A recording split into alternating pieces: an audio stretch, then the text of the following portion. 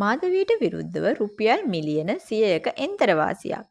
මේ කතාව මොකක්ද කියලා බලන්න වීඩියෝ එකට ගිහිල්ලම බලමු. මාධවී වත්සලා ඇන්තනී යන අය විසින් සිය Facebook පිටුවේ සිදු කළ පළකිරීමකින් තමාට සිදු කළ අපහාසය සම්බන්ධයෙන් රුපියල් මිලියන 100ක වන්දි මුදලක් ඉල්ලමින් සංජය බණ්ඩාර යන අය විසින් ඔහුගේ නීතිඥවරුන් හරහා එන්තරවාසියක් යවා තිබීම.